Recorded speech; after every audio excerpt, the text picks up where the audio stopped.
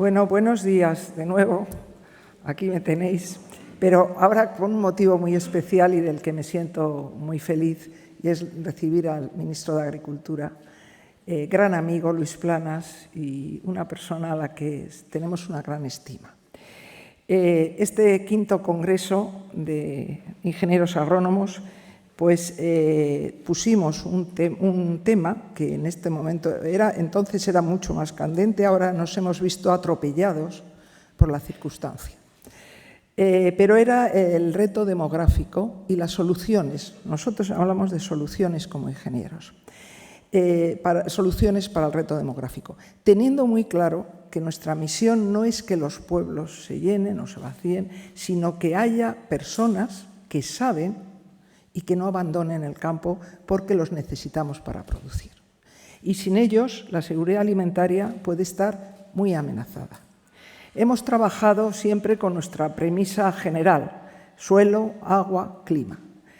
Con eso, según nuestro invitado de la FAO que estuvo, tenemos que alimentar dentro de nada a 10.000 millones de personas.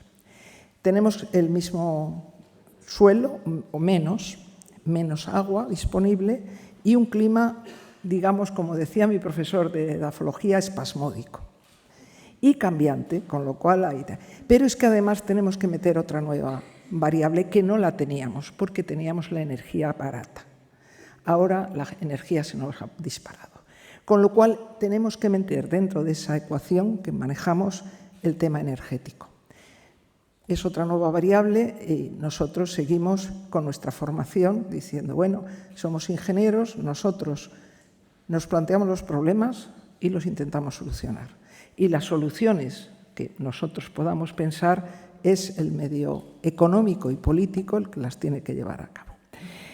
En esta reunión, en estos días, pues hemos hablado de muchísimas cosas. Hemos tenido casi 80 ponentes, mesas redondas, personas que han venido a dar sus conferencias, hemos tenido gente de todo el país, hemos tenido de la Asociación Mundial, de la Asociación Europea, que estarán por aquí sentados. Bueno, hemos tenido un amplio debate en ese sentido de que cómo hacemos nosotros para que primero la gente se quede y luego acudan, en ese sentido, pues acudan todo el que pueda y quiera. Lo que ocurre es que yo tengo una frase en la cabeza, y yo no sé si la dijiste tú, Luis, que tenemos un discurso antiguo frente a una agricultura, una ganadería y una agroindustria supermoderna. Entonces nosotros sí pensamos que tenemos que cambiar ese discurso. Tenemos que cambiar porque no viene a cuento. Después se nos ha planteado, muy brevemente, el problema de la sostenibilidad. Tenemos que producir más, eso está clarísimo, o pasaremos hambre, pero tenemos que producir más. Pero hay una cosa que tenemos que tener muy clara: nada es sostenible porque solo hay tres patas: la economía, la sociedad y el medio ambiente. Nunca funcionaremos con una sola pata. Y el problema social y económico se puede ver muy agravado por el abandono y la desaparición de nuestros agricultores. Han pasado también por aquí y han hablado, y bueno, nos cuentan sus relativas quejas. Esto es lo que hay. Nosotros no podemos evitar una dana, no podemos.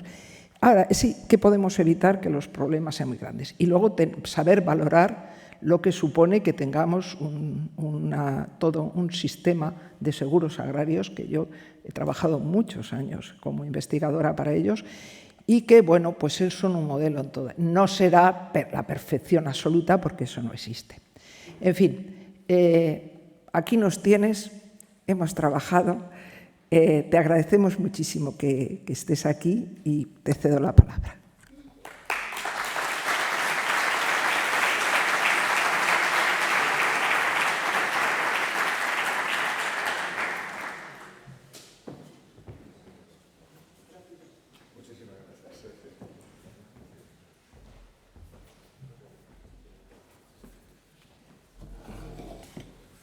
Muy bien, pues muchas gracias. Buenas tardes a todos ustedes. y en primer lugar, lógicamente, pues a la presidenta de la Asociación Nacional de Ingenieros Agrónomos, querida Maricruz.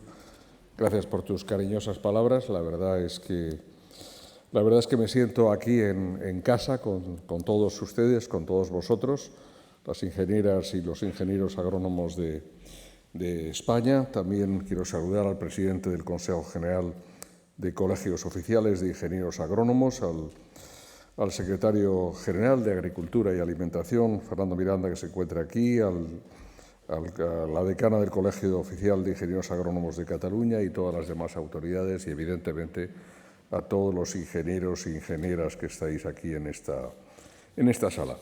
La verdad es que me da un poco de vértigo cuando escuchaba a vuestra presidenta, a Maricruz, refiriéndose a la normalidad de la que este ministro esté con vosotros en vuestro 5º congreso, si no me equivoco. Estuve en el 4º, celebrado en Córdoba en el año 2018, y me da un poquito de vértigo esto de que estar un congreso tras congreso con vosotros. Placer total, ¿no? Quiero decir, y gusto total, sobre todo porque tengo la inmensa suerte, y probablemente en estas palabras lo repetiré varias veces porque lo pienso, tengo la inmensa suerte como ministro de estar rodeado de un plantel de profesionales de primera categoría y, lógicamente, pilar fundamental de este ministerio son los ingenieros y ingenieras agrónomas que forman parte del mismo. Me permito personificar en la figura del secretario general de Fernando Miranda esta tarea que muchos que llevan a cabo en el ministerio, pero si me permiten o si me permitís, dentro de la familiaridad de este acto, aunque sea un acto oficial, ¿verdad?, y de clausura, puedo contar la anécdota que me comentaba en el año 18, en junio, cuando llegué al Consejo de Ministros de la Unión Europea, como el que hemos celebrado anteayer en Bruselas. Un viejo amigo que quizás muchos de los presentes conozcáis, Luís Capoulas, el antiguo ministro de Agricultura de Portugal, que lo era por segunda vez, me dijo: mira, llevo 2 años en esta segunda reencarnación como ministro de Agricultura aquí y ya soy el 4º más antiguo. Antes los ministros de Agricultura duraban 15 años. Ahora, si duran 15 meses, ya es un milagro. Y la verdad es que en este mundo que cambia tanto, pues he tenido ocasión ya de conocer a 4 colegas franceses, a 5 colegas irlandeses y continúo. Bueno, yo estoy aquí por decisión, evidentemente, del presidente del Gobierno, porque probablemente no ha encontrado, no sé, si la persona más adecuada para llevar adelante este ministerio, pero en todo caso, porque, lo sabéis, soy una persona comprometida y, desde luego, absolutamente entregada a la tarea que hago, y que me siento muy, muy a gusto con el sector, con todo nuestro sector agroalimentario, con nuestros agricultores, nuestros ganaderos, nuestros pescadores, y también muy particularmente con el equipo que me rodea. Recuerdo que una cosa que reiteraré una sola vez el día que me vaya del ministerio, y diré que no me había equivocado, lo dije el primer día cuando tomé posesión, y estoy muy orgulloso en la labor que los funcionarios del ministerio y particularmente los cuerpos del Estado, como el Cuerpo de Ingenieros Agrónomos del Estado, pero también todos, evidentemente, los que trabajáis en el sector privado o en otras administraciones, ha llevado a cabo y lleva a cabo para desarrollar la tarea de la Administración y mía como ministro, es absolutamente fundamental. Y me parece una idea magnífica. Si me pareció bien Córdoba, por razones de sobra conocidas, pues me parece también muy bien que celebréis este congreso, 5º congreso en Lleida, ¿no? Porque este es el pulmón agroalimentario, estamos en el pulmón agroalimentario de Cataluña, y evidentemente aquí me siento en casa, y no lo digo como una frase retórica, sino de verdad, por muchas razones, y evidentemente esta mañana he visto una explotación familiar, me he reunido con una gran cooperativa, estamos viviendo un momento muy particular y yo creo que ahí el sector, el conjunto del sector, está respondiendo de forma muy, muy positiva. Muy positiva porque este es un sector absolutamente estratégico. No os voy a cansar con cifras. Sabe mi director de gabinete que no cito más de 4 en los discursos. Aquí hay un montón, pero no voy a una serie de ingenieros bien preparados como sois vosotros el mencionaros todas estas cifras, deciros lo que sabéis, que somos fundamentales, que sois fundamentales, que este sector nadie puede prescindir de él, al contrario. Pero sí que me gustaría centrarme en esas pocas cifras en una que yo creo que refleja muy bien la realidad de nuestro mundo agroalimentario en España, de nuestra agricultura, de nuestra ganadería y de nuestra industria agroalimentaria. Y es que si vemos los datos, y vosotros los veis día a día, estamos ya produciendo y vendiendo más en el exterior de lo que consumimos en nuestro propio país. Las cifras son impresionantes. Finalizado los datos de la agencia tributaria, el mes de julio de este año, en los últimos 12 meses móviles, estamos hablando de 64.400 millones de euros de exportaciones, con un saldo positivo cercano a los 16.000 millones de euros. Y a mí me gusta recordar, y muchos de los presentes tenéis muy buena memoria de ello, no los más jóvenes, que cuando acabó el pasado siglo, es decir, en el año 2000, España aún tenía una balanza agroalimentaria que era negativa, es decir, comprábamos más en el exterior de lo que efectivamente vendíamos allí. Y aquí quiero saludar de forma muy particular la posición de Cataluña, a la cabeza de nuestras comunidades autónomas en las exportaciones agroalimentarias, una cifra superior a los 14.000 millones de euros, que es absolutamente fundamental dentro de esa exportación que llevamos a cabo, que es muy, muy importante. Y en el anterior congreso hablabais de innovación y de mundo digital. En este habláis de reto demográfico. En el fondo estamos hablando de nuestro mundo rural y estamos hablando de lo mismo. Y yo hago mías las palabras que hacía hace un momento que pronunciaba Maricruz. Yo siempre lo explico en el Consejo de Ministros y el presidente del Gobierno lo sabe muy bien. Este es un sector tradicional, pero inmensamente moderno. Y cuando pienso las cosas que estamos haciendo y que tengo la fortuna de conocer como ministro en mis visitas en materia de agricultura o de ganadería de precisión, lo que estamos haciendo en materia de inteligencia artificial en el sector primario es realmente espectacular. Y aquí quiero saludar de nuevo el papel que efectuáis vosotros como ingenieros agrónomos, el que llevan a cabo las distintas administraciones públicas, también las comunidades autónomas y particularmente la Generalitat, y también el que efectúa sin duda la universidad y la investigación. Está aquí el rector, a que quiero saludar, y efectivamente el conjunto de las actividades que llevamos a cabo perdón, decano, disculpa, he elevado el grado, pero nunca, un buen diplomático dice siempre que se eleva el grado no pasa nada. Lo contrario sí que es un problema. Disculpa, lo he hecho por absoluto cariño. Decía que lo que lleva a cabo la universidad, lo que llevan a cabo los centros de investigación y lo que podemos hacer sobre esa materia. Pero es verdad que todo eso está un poco, yo diría que oculto o por lo menos ensombrecido por el momento actual. Y yo creo que si algo valen las palabras que pueda pronunciar, no solo es un testimonio de presencia y de apoyo a este Congreso Nacional de Ingenieros Agrónomos, sino también de que sepáis lo que el ministro piensa del momento actual y cómo podemos salir adelante. Un momento que es realmente excepcional, un momento que es tremendamente difícil. Esta mañana en todas las reuniones ha aparecido y aparece sistemáticamente en todas y cada uno de los encuentros que tengo, derivado de un contexto que es muy complicado. Hace 24 meses nos preguntábamos si íbamos a salir vivos de la pandemia. Hoy, 24 meses después, hemos sido capaces colectivamente y a pesar de las tristes pérdidas y las personas que han fallecido y han sufrido la enfermedad, el conseguir salir adelante. Pero estamos viviendo de nuevo una nueva tormenta, una nueva situación que es inmensamente complicada.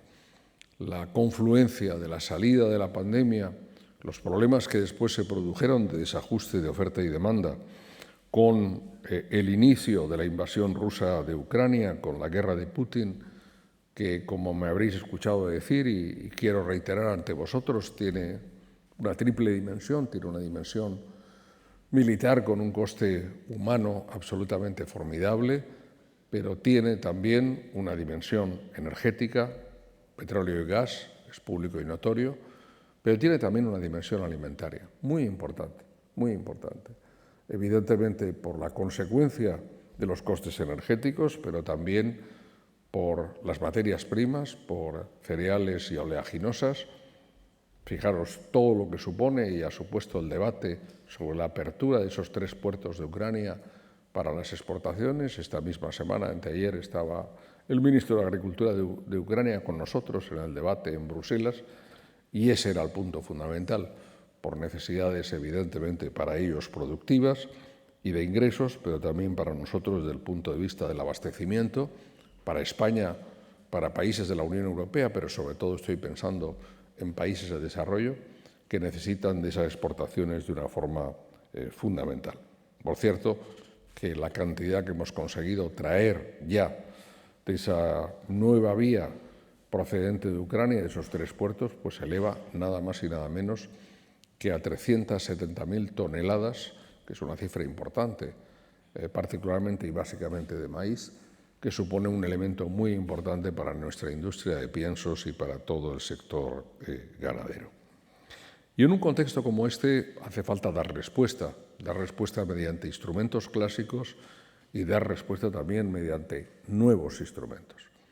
Instrumentos clásicos pero renovados y sobre todo nuevos.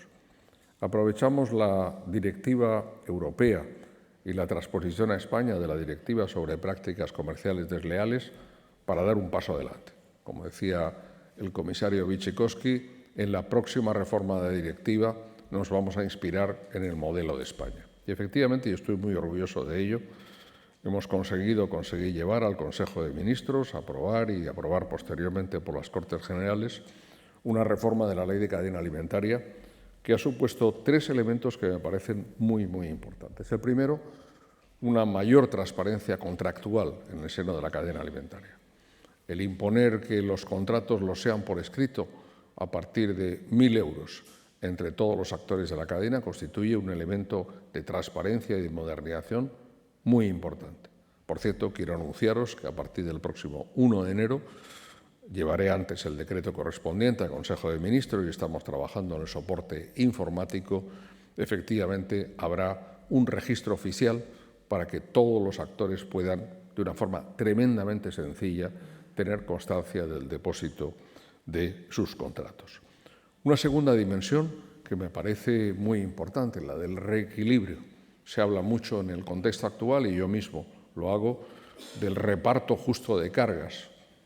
La cadena, hablo de los 3 eslabones fundamentales, pero como sabéis son muchos más los que intervienen, de la producción primaria, de la industria, de la distribución, tiene que estar equilibrada en el logro de los márgenes de rentabilidad. Y, por supuesto, nadie puede estar por debajo de sus costes de producción si queremos efectivamente que, como hasta ahora, funcione correctamente. Y, finalmente, y no es lo menos importante, que el eslabón más débil de los agricultores y ganaderos de la producción primaria no sea el último, es decir, no sea el pagano de los descensos de márgenes de rentabilidad de la industria o de la distribución. Lo sabéis muy bien, lo ha sido en situaciones y en crisis pasadas. Estoy muy orgulloso de que no lo sea en esta crisis. No quiero decir que todos los problemas estén resueltos, en absoluto. Soy una persona realista y sé que nos queda mucho trabajo por hacer, pero ahí también el papel de las comunidades autónomas, el papel de las organizaciones profesionales agrarias, de las cooperativas y de todos los eslabones de la cadena es fundamental para conseguir una buena aplicación, que en definitiva es lo que yo mismo en una reunión hace pocos días con COE y con los sindicatos de cara a un hipotético pacto de rentas en nuestro país llamaba nuestro pacto de rentas en el sector agroalimentario. Repartir justamente los márgenes de beneficio empresariales entre los 3 eslabones. Un segundo elemento que yo creo que contribuye a enfrentar esta situación y el momento en que vivimos, y la presidenta hacía referencia hace un momento, son evidentemente nuestros seguros agrarios. La verdad es que cuando uno ve y contempla la situación en que se encuentra nuestro país y examina pues la de otros países europeos, ve claramente la diferencia de un instrumento que fue la primera ley publicada en el Boletín Oficial del Estado después de la Constitución Española de 1978 y que ha sido una ley, yo diría que casi, si me permitís la expresión, constitucional para nuestro sector. ¿Por qué? Porque nos ha permitido un mecanismo que en situaciones extremas, y por desgracia, hace 3 años aproximadamente, en mi primer o segundo año en el Ministerio, organizamos un gran seminario que se titulaba El seguro agrario ante el cambio climático. Y la verdad es que ya en aquel momento apuntábamos a lo que es una realidad hoy mismo, es decir, hasta qué punto el seguro agrario no soluciona, pero atenúa los efectos de esas cuestiones que vivimos todos los días, evidentemente de la sequía, de las inundaciones, del pedrisco y de las heladas. Como quiero decir, ha sido un tema permanente de conversación aquí en Lleida esta mañana, esa terrible semana trágica de la primera semana de abril, particularmente del 2 al 5 de abril, lo digo aquí en presencia de la delegada y del subdelegado del Gobierno, que bien lo saben, ¿verdad? Pues fue un elemento, yo creo que de mucha preocupación y de mucho daño.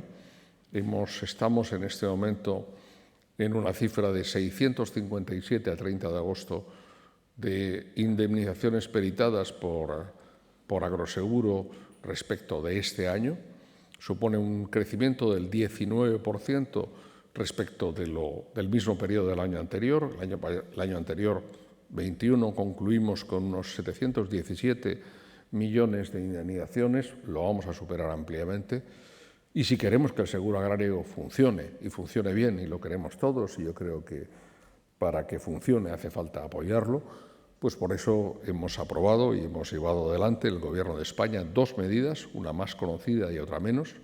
Empezaré por la menos conocida, un mecanismo de reaseguro con participación del Ministerio de Asuntos Económicos y Transformación Digital, que nos ha permitido, con un coste financiero de aproximadamente unos 30 millones de euros, proveer un mecanismo de reaseguro para evitar que el coste de las primas se elevara más para nuestros agricultores y ganaderos en este contexto como consecuencia de la siniestralidad.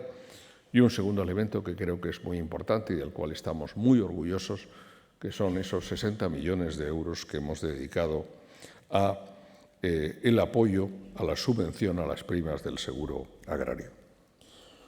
Un tercer elemento es lo que yo llamo nuestro seguro de renta, que es la política agrícola común. Y permitidme en este apartado que rinda de nuevo, por segunda, tercera vez, homenaje a vosotros, a los ingenieros agrónomos de España y en particular a los que están integrados en el equipo del Ministerio de Agricultura, Pesca y Alimentación. Porque la verdad es que las 4.492 páginas que enviamos a la Comisión Europea a Bruselas antes de finalizar el pasado año, y que fue la primera versión de ese plan estratégico, son una muestra, yo creo, y probablemente un origen de muchos estudios, artículos científicos, tesis doctorales, de un trabajo de investigación y de análisis de la agricultura y ganadería española y de nuestro medio rural que no se había efectuado con anterioridad. Yo tenía la sospecha de que algún estudio similar podría existir en los archivos del Ministerio, pues por ejemplo, en un momento tal como el previo a la entrada en las comunidades europeas en 1986 u otro semejante. Me permití comentarlo con una persona que conocéis bien, también amigo vuestro y mío, Jaime Lamo de Espinosa, el antiguo ministro de Agricultura de España, y la conclusión con Jaime, que es nuestra memoria histórica también del Ministerio, es que probablemente en el Plan de Estabilización de 1959 había habido un estudio del sector primario, pero desde el 59 hasta hoy, desde luego estos 70 años, prácticamente, debo decir, 60 años, no había existido efectivamente ningún estudio de las características. ¿Qué quiero decir con ello? Que conocer bien de qué estamos hablando, que a mí me parece fundamental. Soy un político extraño, pero me gusta saber de qué hablo. Y desde luego lo que hablo lo conozco y desde luego lo creo en ello. Y quiero decir que es absolutamente fundamental. La disección que hemos llevado a cabo de cada comarca, de cada sector económico, de cada subsector, de sus márgenes de rentabilidad y de su situación, Es un ejercicio, yo diría, de análisis absolutamente brutal, que es lo que nos ha permitido después diseñar las medidas de respuesta y llevar a cabo lo que yo denominaba, y ha sido lo más complicado, la negociación hispano-española. Es decir, ha habido dos negociaciones, una en la Unión Europea, en la cual conseguimos, yo creo que un gran éxito, España, Francia y Alemania liderando a los 27, y después una segunda ha sido la discusión entre comunidades autónomas para lograr un modelo de aplicación que sea válido para el conjunto de nuestro territorio nacional, es decir, para realidades que, como sabéis muy bien, desde el punto de vista agronómico, son muy distintas. Que hayamos sido parte de los 5 primeros países en que de la Unión Europea, cuyo plan estratégico ha sido aprobado, yo creo que es una materia de orgullo para todos. Pero sobre todo también lo es porque creo que demuestra para nuestros agricultores y ganaderos una certidumbre de que tendrán para el periodo 23-27 unas ayudas directas en una modalidad o modalidades que son distintas del actual modelo, pero que yo creo que servirán para los 4 grandes retos que tenemos ante nosotros. El primero, y no es el menor, y probablemente el más complicado, el de un reparto más justo de estas ayudas. España es un caso, y lo sabéis bien, es un caso de estudio. Hemos tenido en el pasado marco 50 regiones de pago de las ayudas directas. Ahora hemos descendido a 20, que era un elemento de equilibrio entre quienes pedían 4 o 5 y quienes pedían el statu quo con el modelo anterior, que era insostenible y reiteradamente criticado por la Unión Europea. Bien, en este modelo, además, se produce un factor importante que está en los propios reglamentos comunitarios, que es la convergencia de las ayudas a un pago en relación con unos parámetros medios en cada región de pago. Y yo he querido, como ministro y el Gobierno del que me formo parte, incluir y apoyar a lo que yo llamo la inmensa clase media de nuestra agricultura y ganadería, es decir, nuestra agricultura familiar y profesional, como destinatario principal de las ayudas de la PAC. Fijaros, del estudio, y muchos de vosotros lo conoceréis, que efectuamos para el plan estratégico, se deducía una consecuencia muy elemental, que tenemos en España un sector muy importante de los 630.000 perceptores que lo constituyen nuestros agricultores y ganaderos profesionales, que son aquellos que realmente necesitan la PAC, porque están un poco por arriba, un poco por abajo del umbral de rentabilidad. Y yo diría que la PAC ha sido evidentemente diseñada para ellos, y por tanto han sido nuestro primer grupo, digamos, de preocupación. Un segundo grupo, y recuerdo las palabras que hace un momento Maricruz pronunciaba en relación con el del reto demográfico, ha sido el grupo de nuestros pequeños agricultores y ganaderos.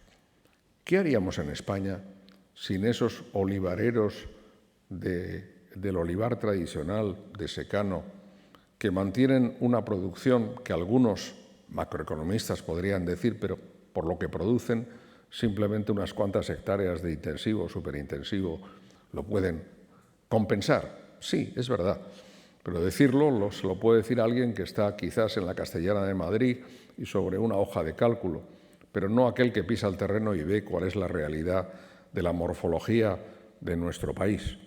Y inmensas zonas de nuestro país estarían absolutamente despobladas, carentes de personas, de seres humanos y de actividad, si no apoyáramos un sector como es el del olivar tradicional, y lo menciono a título de ejemplo.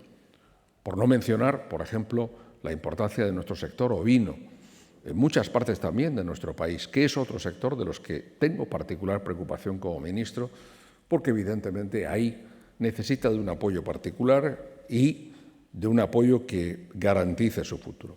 Y finalmente, todo el mundo tiene legítimamente, cumpliendo las condiciones legales, jurídicas, derecho a percibir la PAC. Y nuestros grandes productores también. ¿Por qué no? Absolutamente. Pero son quienes, y a los datos me refiero, por razón de su actividad y de sus márgenes de rentabilidad, si trabajan bien, evidentemente, necesitan menos de la política agrícola común y de sus ayudas. Por tanto, este orden de prioridad es el que hemos seguido en el diseño y en el apoyo. Hemos incluido, además, un pago redistributivo por primera vez en nuestro país y hemos incluido un tope de ayudas en 200.000 euros, descontados gastos laborales, que ha sido un motivo de mucho debate y de algún ruido. Y quiero decir que me parece perfectamente concebido en este modelo de PAC que hemos llevado y que llevamos adelante. Un segundo elemento fundamental, lo referente a los temas ambientales y de sostenibilidad. Lo decía también vuestra presidenta hace un momento, este es un tema que tiene varias vertientes, no solo la puramente ambiental, la conservación del suelo, del agua, del aire, pero también de la biodiversidad y del paisaje, son elementos absolutamente fundamentales, como lo es la lucha contra el cambio climático. Y ahí una buena parte, exactamente el 43% de los fondos de la nueva PAC para España, tendrán una vinculación directa o indirecta con el medio ambiente y particularmente los 1.100 millones que irán dirigidos a los denominados ecoregímenes o ecoesquemas, que son una parte fundamental, voluntaria, pero clave para asegurar la renta de nuestros agricultores y ganaderos. En el marco de los 4.800 millones anuales que suponen las ayudas directas, esta parte es ciertamente fundamental. Y como decía también, y la cito de nuevo, vuestra presidenta, y es una expresión que yo mismo he utilizado en público muchas veces, no hay sostenibilidad si no hay rentabilidad. Y, por tanto, la rentabilidad de las explotaciones agrarias y ganaderas es el primer elemento que tenemos que tener presente a este respecto. Tercer gran reto que nos permite afrontar la PAC es, evidentemente, el reto social, el reto humano, el reto demográfico del relevo generacional. Y aquí reitero lo anterior. Nuestro mejor instrumento para integrar jóvenes es lograr explotaciones rentables, pero también en unas condiciones en las cuales, por parte de la PAC, 250 millones, es un elemento, yo creo que muy importante para que cada comunidad autónoma, las comunidades son muy celosas de sus competencias, lo entiendo, pueda diseñar un programa ad hoc de integración de los agricultores, de los jóvenes agricultores y los jóvenes ganaderos en su actividad. Aquí, desde el Ministerio, hemos querido introducir un elemento adicional, que es el pago de un 15% suplementario para la incorporación de agricultoras y de ganaderas. Nos parece una señal de un alcance financiero quizás limitado, pero de un alcance político potente para que sepa también toda la sociedad que también nuestro mundo rural es un mundo de igualdad que tenemos que defender y donde evidentemente estamos ahí. Y finalmente, un aspecto que discutíais en vuestro anterior congreso, pero que imagino que habrá estado presente también en este, que son todos los temas relativos a la innovación y a la digitalización. Temas que me parecen absolutamente fundamentales. Temas que se refieren a la agricultura de precisión, temas que se refieren a la ganadería de precisión, que se refieren, en definitiva, a la utilización de las nuevas tecnologías de cara a la transformación del sector. Yo creo que hace 60 años se hablaba de la revolución verde, la de Sigmund Mansholt. Hoy creo que estamos sinceramente, en el sector agroalimentario, en España y en Europa, ante una segunda revolución verde. Y esta segunda revolución verde tiene que ser el instrumento, como se decía antes, con mucha razón, para conseguir aumentar nuestra producción agroalimentaria en términos de cantidad y calidad, para prestar servicio a una población mundial que aumenta, aun sabiendo que los factores fijos de producción, de suelo y de cabaña, son factores limitados y que no podemos aumentar. ¿Cómo hacerlo? Yo creo que, evidentemente, innovación, digitalización y probablemente un tema que quizás examinéis en vuestro próximo congreso y que me es muy caro, porque lo vamos a discutir sobre la propuesta de la Comisión, probablemente el año que viene, en el segundo semestre del año 2023, bajo presidencia española de la Unión Europea, las nuevas técnicas de edición genética, que son un elemento fundamental para conseguir cultivos, plantas y semillas que sean más resistentes y que evidentemente pueden hacer frente a los nuevos retos. Por tanto, una tercera pata de una respuesta a un momento complejo como el que nos encontramos. Y disculpadme el detalle técnico en que entro los temas, pero sé que a vosotros, sin duda, esta es la audiencia que me puede entender y que puede comprender muy bien y, en algún caso, espero que también compartir los puntos de vista que expreso. Y un cuarto aspecto que se refiere al momento particular, ¿no? Al momento y a la respuesta actual. Por decirlo en titulares, hemos invertido desde el Gobierno, hemos aprobado ayudas por encima de 1.000 millones de euros desde el mes de marzo pasado en apoyo a nuestro sector primario.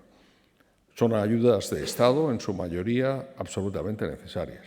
Las que conocéis, al sector lácteo, al sector cárnico, al sector de los cítricos, las ayudas que ya he mencionado hace un momento en relación con los seguros agrarios, pero también las que esta misma mañana comentaba en relación, pues, por ejemplo, con las centrales hortofrutícolas, que es un tema muy importante aquí, lógicamente, en Cataluña. Casi la mitad de los 12 millones de euros que hemos aprobado en el Consejo de Ministros vendrán para Cataluña, como es lógico, por otra parte, y una parte importante para Lleida. Y también medidas en temas tan significativos e importantes que, como conocéis, como técnicos y gestores que sois, en relación con los temas relativos a la necesidad de financiación, de liquidez por parte de nuestras explotaciones. Ahí la línea MAPA ICO-SAECA, dotada con 24 millones de euros, ha tenido un gran éxito. Tenemos ya lista de espera, 3.400 beneficiarios para unos créditos subvencionados en el 10% del principal y además con subvención del aval del crédito correspondiente. Y muchas otras, por ejemplo, en materia de sequía, que es importante. En materia de sequía, en condonación del impuesto sobre bienes inmuebles, en la reducción horizontal en un 20% de los módulos de la estimación objetiva singular del impuesto de la renta de las personas físicas, también, sin duda, en la que el próximo mes de abril tendrá que aprobarse por el Ministerio de Hacienda en relación con el tema de la reducción de los módulos en función de las intemperencias, de la situación climática. Y todo esto son respuestas de presente, pero tenemos que dirigirnos y que enfocar de cara al futuro. Y me permitiréis que ante ese futuro haga una referencia muy singular, y he mencionado antes la agricultura de precisión y la necesidad de utilizar mejor también todos los instrumentos a nuestra disposición en el tema del regadío sostenible, que me parece un elemento fundamental. Y la verdad es que a vosotros no os lo tengo que explicar, pero sí que lo tengo que explicar muchas veces públicamente, porque hay quien se pregunta cómo en un contexto como el actual se permite el Gobierno o cree el Gobierno que es una prioridad la inversión en regadío. Pues sí que lo es, porque el único regadío que tiene viabilidad y tiene futuro es el regadío sostenible. Regadío sostenible en el cual, lo sabéis muy bien, somos pioneros nosotros, junto a Israel, en el mundo, las tecnologías del agua más avanzadas. Y creo que debemos y podemos estar orgullosos de ello. Pero no solo aquí, sino también en la introducción de un factor fundamental de los costes del regadío, como es la energía. Las energías renovables y particularmente la fotovoltaica y la eólica son un elemento fundamental. Vamos a dedicar en el plan de recuperación más de 800 millones de inversión, junto a la contribución de las comunidades autónomas y también, lógicamente, del actor principal, las comunidades de regantes, para hacer más sostenible nuestro regadío. Tenemos en este momento el 22,4% de nuestra superficie agraria útil, aproximadamente 3.800.000 hectáreas en regadío. La mitad de esa superficie con un regadío de precisión. Pero tenemos que continuar avanzando en un contexto donde muy posiblemente tendremos menor disposición de recursos hídricos, pero evidentemente tendremos necesidades también de regar más, porque ese 22% corresponde aproximadamente a más de un 66%, 2/3 de la producción global de nuestro sector primario en la producción vegetal. Y aquí en Cataluña hay hasta 6 obras incluidas en ese plan de recuperación.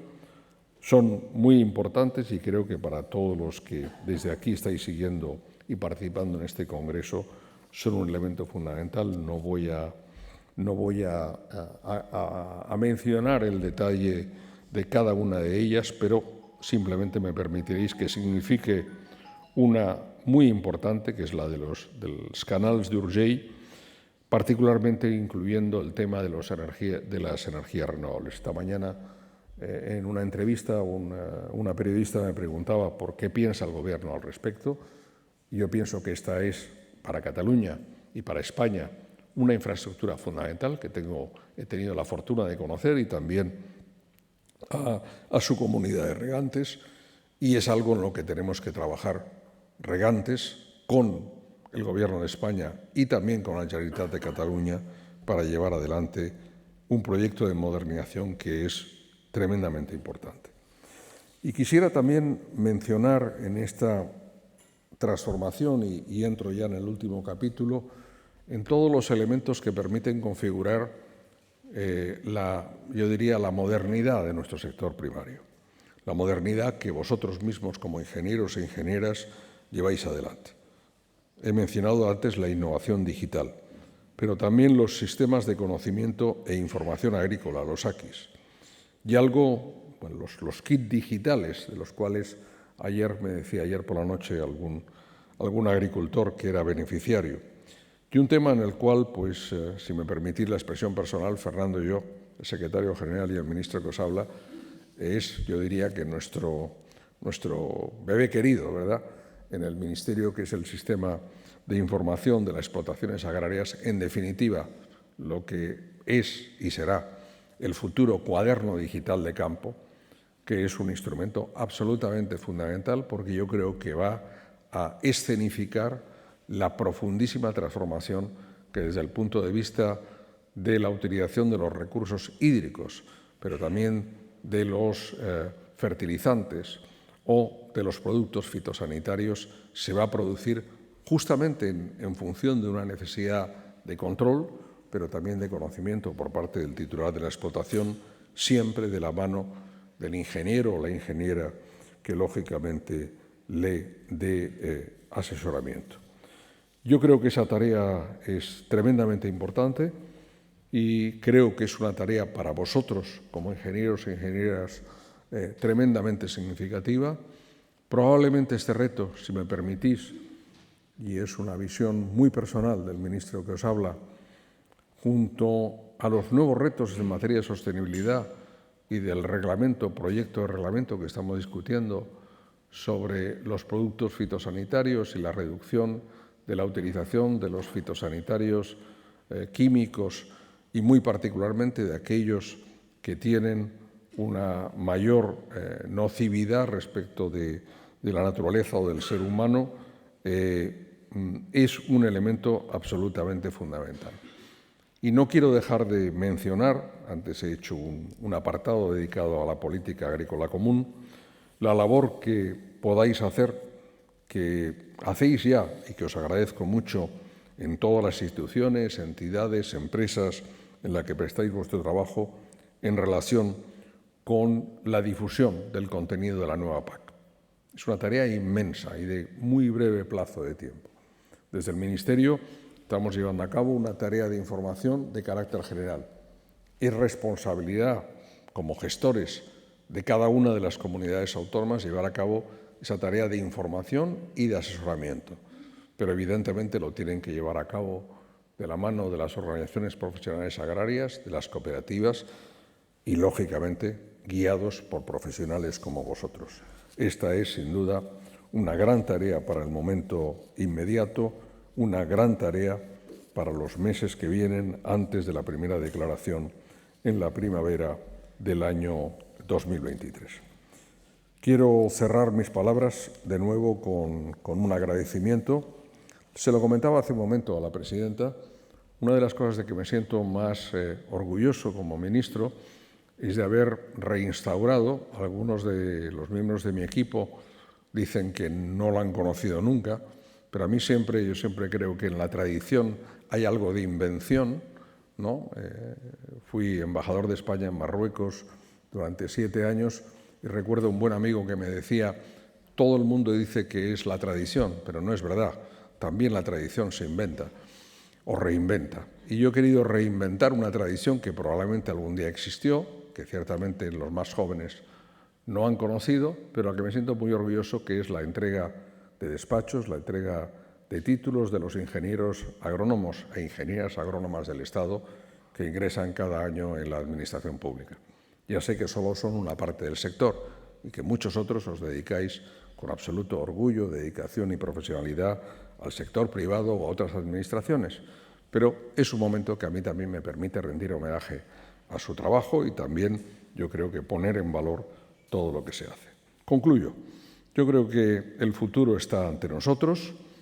De igual modo que acabamos con la pandemia, acabaremos con la inflación, acabaremos con los problemas que tenemos delante y el sector agroalimentario continuará siendo uno de los grandes pilares de España, desde el punto de vista productivo, pero también desde el punto de vista humano, que me interesa a mí tanto como el productivo, desde el punto de vista de las personas, de quienes trabajan en él, como vosotros también, como ingenieros e ingenieras. Y todo eso significa pues un esfuerzo, una dedicación, un reto. Yo creo que cuando las cosas son fáciles hay candidatos para todo. Cuando las cosas son complicadas, lógicamente hay quien trata de escapar de sus responsabilidades. Me honro en formar parte de un gobierno que no elude su responsabilidad, ni ayer, ni hoy, ni mañana, y de un ministerio, un gran ministerio profesional, del cual los ingenieros e ingenieras agrónomas forman una parte fundamental y que intenta trabajar por un sector tan importante como es este, que nos proporciona, no por casualidad, sino por buen trabajo, por esfuerzo y por dedicación, alimentos y bebidas todos los días del año. Estoy en este 5º Congreso, no sé si estaré en el 6º, no sé como ministro, pero en todo caso, si me invitáis, con vosotros estaré siempre. De nuevo, enhorabuena por vuestro trabajo, enhorabuena a la asociación por la convocatoria de este congreso. Es también, yo creo que un momento para vernos, para veros. Yo creo que eso es muy importante, vernos y hablar, no por videoconferencia, físicamente, que es como hay que hacerlo, y también para trabajar juntos por un gran sector como es nuestro sector agroalimentario, y por trabajar también por España. Muchas gracias a todos y de nuevo un buen fin de congreso y un buen trabajo de cara al futuro. Gracias.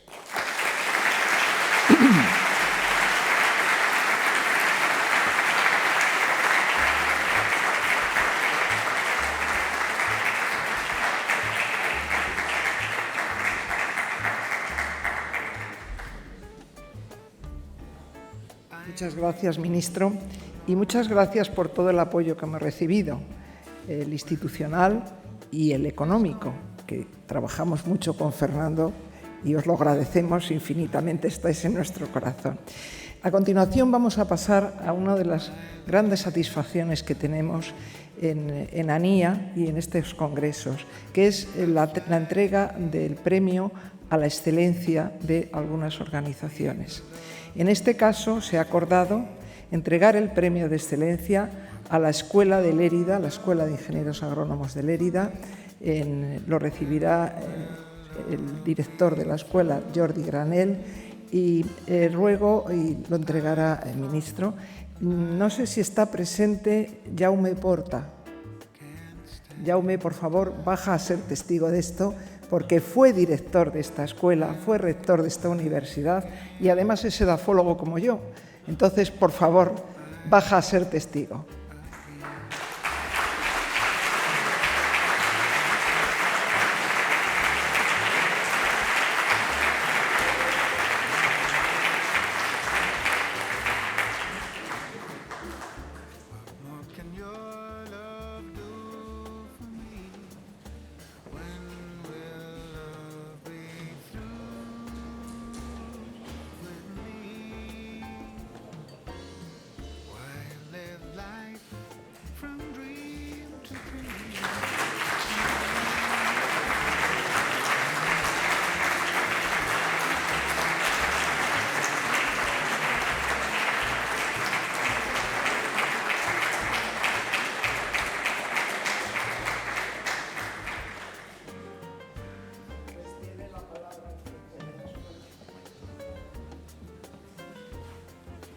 Muy breve, solo para agradecer lo que es este premio, este reconocimiento a la Escuela de Lérida. Agradecer en primer lugar a la ANIA, Asociación Nacional de Ingenieros Agrónomos, a través de su presidenta, Maricruz. También agradecer al ministro que haya compartido este momento, que sea el brazo ejecutor de entrega del premio. Agradecer también al Colegio de Ingenieros Agrónomos de Cataluña, a su decana que está aquí. Y en principio este premio es un poco reconocer la labor de toda la comunidad que en una escuela, en una universidad contribuye a lo largo de 50 años. En este caso lo comparto pues con todo el claustro pasado y actual de profesores, investigadores, personal de administración, de servicios, estudiantes, todo ese claustro que ha estado trabajando, enseñando, investigando en esta escuela de Lérida. También agradecer a todo el apoyo de las administraciones a lo largo de 50 años, la Administración del Estado, la Administración de la Generalitat, Administración local, Ayuntamiento, Diputación, sobre todo la Diputación. Estamos gracias en una finca, gracias a la cesión que hicieron a la escuela ya hace 50 años. Y agradecer en último lugar que estos 50 años de una escuela no es cerrada en sí misma, sino con el sector, a las empresas, cooperativas, explotaciones de agricultores, ganaderos, que nos reciben estudiantes de estancia, nos reciben doctorados industriales, hacen proyectos y convenios con nosotros. Es decir, que para hacer una escuela bien, como las escuelas de agrónomos de España, todo hemos contribuido. Gracias a todo. Seguiremos formando a los profesionales del futuro para esos retos del siglo XXI, con nuevas competencias, con nuevos conocimientos, y seguro que son los que solucionan todos estos problemas. Gracias.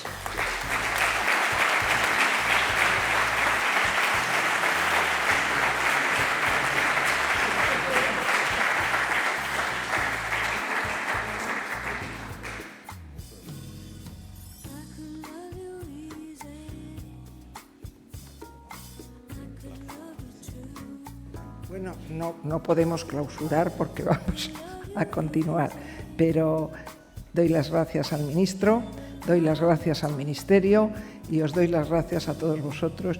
Ya esta tarde podremos cerrar esto. Muchas gracias, y si quieres, si puedes darte, no sé cómo está su avión. Mal. Bueno, entonces le disculpamos el que no pueda, si quiere, dar un paseo por el este. ¿Cómo? No. Es quien manda. Muchas gracias de todas formas y un abrazo.